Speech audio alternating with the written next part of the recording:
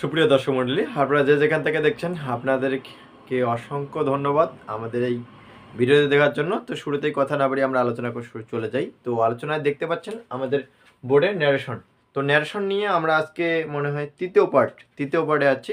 আর যদি আপনারা বিগত ক্লাসগুলো দেখে না থাকেন তাহলে অবশ্যই ন্যারেশন নিয়ে প্রথম ক্লাসটা অবশ্যই দেখে আসুন। তারপরে দ্বিতীয় ক্লাসটা যে অ্যাসারেটিভ সেন্টেন্সে কীভাবে পরিবর্তন হয় সেই ক্লাসটা, তার পরবর্তীতে আমরা তৃতীয় ক্লাসে আমরা আসবো কি ইন্টিগ্রেটিভ সেন্টেন্স। হ্যাঁ, তো ইন্টিগ্রেটিভ সেন্টেন্স যখন চেঞ্জ করতে আসবো তাহলে অবশ্যই আমাকে আগে প্রথমত পার্সন কেসের যে চারটা আছে সেই চারটা মুখস্থ করতে হবে। হ্যাঁ, ওটা মাথায় সেট। তারপরে দ্বিতীয়ত হচ্ছে এই যে আপনাকে ন্যারেশন করার জন্য যে একটা চার্ট দেওয়া আছে, দ্বিতীয় ছক নম্বর এটা 2 বলা চলে, ছক 2। হ্যাঁ, আর পার্সন কেসে যেটা ছিল ওটা হচ্ছে ছক 1। তাহলে ওই কাজটা, হ্যাঁ, তাহলে এখানে এই ছকটা মুখস্থ রাখতে হবে। অ্যাসার্টিভ সেন্টেন্সের সময় কি পরিবর্তন করতে হবে, চেনার জন্য কি দরকার, পরিবর্তন রূপ যুক্ত কি দেবে। যেরকম অ্যাসার্টিভ সেন্টেন্স চেনার উপায় হচ্ছে কি ফুল স্টপ, পরিবর্তন হচ্ছে কি রিপোর্টিং ভার্ব সেট টু, আর পরিবর্তন রূপ টোল্ড, আর যুক্ত হবে কি দ্যাট।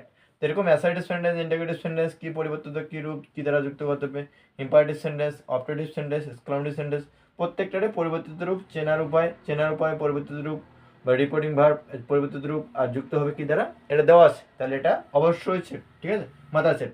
তারপরে হচ্ছে কি ন্যারেশন করতে গেলে কি কি প্রয়োজন, এই বিগত ক্লাসে অবশ্যই আপনাকে দেখতে হবে যে প্রথম কাজ কি, দ্বিতীয় কাজ কি, তৃতীয় কাজ কি, এরকমভাবে দেখার পরে তারপরে ভার্বের কাজ। হ্যাঁ, তো সেই অনুসারে আমরা ধরে নিলাম আপনারা বিগত ক্লাসগুলো দেখে নিয়েছেন। তো আসুন আমরা ইন্টিগ্রেটিভ সেন্টেন্স কীভাবে চেঞ্জ করা যায় সেই উপায়গুলো দেখি। এবং আমি বিশ্বাস করি যদি আপনারা পুরোপুরি ভিডিওটা দেখেন তাহলে ইন্টিগ্রেটিভ সেন্টেন্সে আপনাদের কোনো সমস্যা থাকবে না। তো আসুন, আর এখান থেকে ইন্টিগ্রেটিভ সেন্টেন্সে প্রতি বছর এসএসসি বা নবম দশম শ্রেণীর বা বিগত সালে জিএসসিও ছিল। তো যেহেতু 2025 সালে এই ভিডিওটা আমরা করছি, তাহলে এই সালে অবশ্যই ন্যারেশন থাকবে। তো আপনারা যারা যেখান থেকে দেখবেন অবশ্যই যদি পুরো মনোযোগ সহকারে দেখেন এবং ভিডিওটা যদি কোনো জায়গায় স্কিপ করেন তাহলে অবশ্যই পুনরায় আবার রিপিট করবেন, ঠিক আছে, তাহলে আপনারা পুরোপুরি বুঝে যাবেন। তো আসুন আমরা কি করব, যেহেতু আমাদের প্রথম কাজ যে সেন্টেন্স চেনা, তাহলে তার মানে কি এখানে প্রত্যেকটা সেন্টেন্সে ইন্টিগ্রেটিভ সেন্টেন্স, প্রত্যেকটা কি ইন্টিগ্রেটিভ সেন্টেন্স দেওয়া হয়নি, সরি মিস্টেক হয়ে গেছে। হ্যাঁ, তো সেই ক্ষেত্রে এটাগুলো হচ্ছে কি ইন্টিগ্রেটিভ সেন্টেন্স। তার মানে কি ইন্টিগ্রেটিভ সেন্টেন্স দেখলেই আমরা বুঝবো যে কি ইন্টিগ্রেটিভ চিহ্ন থাকলেই এগুলো হচ্ছে ইন্টিগ্রেটিভ সেন্টেন্স। হ্যাঁ, আর ইন্টিগ্রেটিভ সেন্টেন্স ম্যাক্সিমাম থাকবে হয় ডাব্লিউএস দ্বারা, নাহলে অক্সিলারি ভার্ব দ্বারা, হয় ডাব্লিউএস দ্বারা নতুবা অক্সিলারি ভার্ব দ্বারা। তাহলে আমরা যখন অ্যান্সার করব তাহলে আমাদের মাথায় রাখতে হবে এখানে হি একদম। তাহলে আমাদের কি প্রথম কাজ সেন্টেন্স চেনা, তাহলে সেন্টেন্স চিনলাম, এটা চেনার পরে কি করতে হবে, সেক্টর পরিবর্তন। তাহলে set to integrative sentence, sector পরিবর্তে কি হয়, পরিবর্তিত রূপ আক্স লিখতে হয়। কি লিখতে হয়, আক্স। তাহলে এখানে কি লিখলাম, আক্স লিখলাম। কি লিখলাম, আক্স। তারপরে কি মি লিখলাম। হ্যাঁ, তারপরে যুক্ত। এখন যেহেতু এখানে কি ডাব্লিউএস আছে, ডাব্লিউএস মানে হচ্ছে হোয়াট, হু, হোয়েন, হাউ। হ্যাঁ, এগুলা মানে যে 9টা আছে এই 9টা ডাব্লিউএস কোশ্চেন, এ ব্যতীত অন্য কোনো কিছু নাই, যেগুলো দ্বারা প্রশ্ন করলে কি, কত, কেমন, হ্যাঁ, কোথায়, কিভাবে, কখন, এগুলা মানে হোয়েন। তো সেই ক্ষেত্রে এখানে যদি ডাব্লিউএস নাই তাহলে আমরা কি দ্বারা যুক্ত করব, মানে এই ইনভার্ট কমাটা লিখবো না, এর পরিবর্তে কি লিখবো, ইনভার্ট কমা, দুইটা কমা দেওয়ার মতো দেওয়া আছে উপরে, এটা নাম হচ্ছে ইনভার্ট কমা। তাহলে এটা বাদ দিয়ে আমরা ইফ লিখবো। কি লিখবো, ইফ। আর এখানে যদি ডু থাকে, কি থাকে, ডু, শুধুমাত্র ডুটা কি করতে হবে, আমাদের বাদ দিতে হবে। ডুটা কি করতে হবে, বাদ। দুইয়ের পরে কি আমরা জানি কি যে আমাদের যুক্ত করার পরে সাবজেক্ট নিতে হবে। তাহলে এখানে সাবজেক্ট কি আছে, সাবজেক্ট হচ্ছে ইউ, সাবজেক্ট হচ্ছে কি ইউ। তাহলে ইউ হচ্ছে কি সেকেন্ড পারসন, তাহলে সেকেন্ড পারসন কাকে ফলো করবে, মিকি। কারণ কি অবজেক্টকে ফলো করে, কাকে ফলো করে, অবজেক্টকে।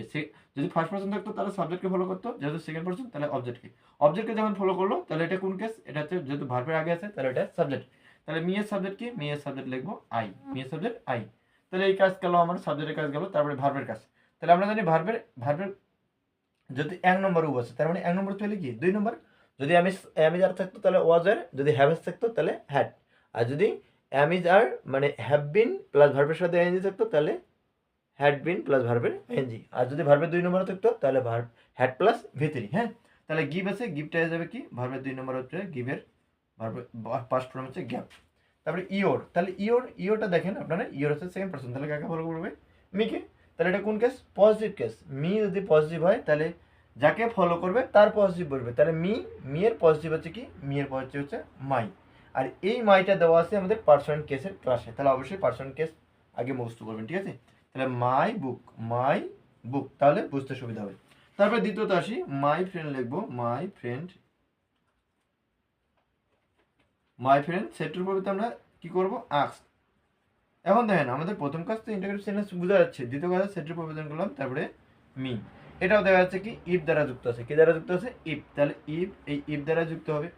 কারণ কেন, এখানে অক্সিলারি ভার্ব দ্বারা শুরু আছে, তাহলে এই জন্য ইফ দ্বারা, তারপরে কি ইফ দ্বারা যুক্ত করলাম তারপরে সাবজেক্ট বসাইতে হবে, তাহলে সাবজেক্ট হচ্ছে কি ইউ, তাহলে ইউটাকে আগে ফলো করবে, ইউ হচ্ছে সেকেন্ড পারসন, তাহলে সেকেন্ড পারসন কাকে ফলো করবে মিকে, তাহলে এখানে কি লিখবো এখানে মির পরিবর্তে, তাহলে এটা সাবজেক্ট ভার্বের আগে আছে, তাহলে এটা সাবজেক্ট, তাহলে যাকে ফলো করবে তার সাবজেক্ট, তাহলে মিয়ের সাবজেক্ট কে, মিয়ের সাবজেক্ট হচ্ছে আই, কারণ এখানে কি আছে এখানে ইউ আছে সেকেন্ড পারসন, তারপরে এখানে আর আছে, তাহলে আরটা কি হয়ে যাবে, আরটা আছে ওয়াজ হয়ে যাবে, আরটা হয়ে যাবে কি ওয়াজ, তারপরে কি giving,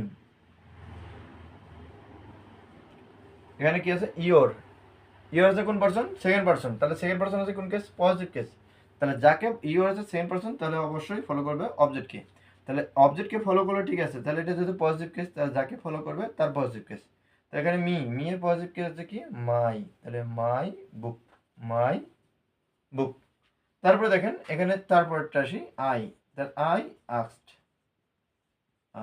asked him, I asked হিম লিখলাম, তবে যুক্ত করতে হবে কি দ্বারা, যেহেতু অক্সিলারি ভার্ব দ্বারা আছে, এটি হ্যাভ, অনেকে মনে করে কি এই হ্যাভটা ফির আবার ডাব্লিউএস কোশ্চেন, হ্যাভ ডাব্লিউএস না, এইচ দ্বারা শুরু হলে যে এইচ দ্বারা শুধু একমাত্র ডাব্লিউএস কোশ্চেন হচ্ছে হাউ, ঠিক আছে, এটা আবার মিস্টেক হয়ে যায় অনেকের। তো দেখুন তাহলে ইফ তারপরে হচ্ছে কি আই হচ্ছে কোন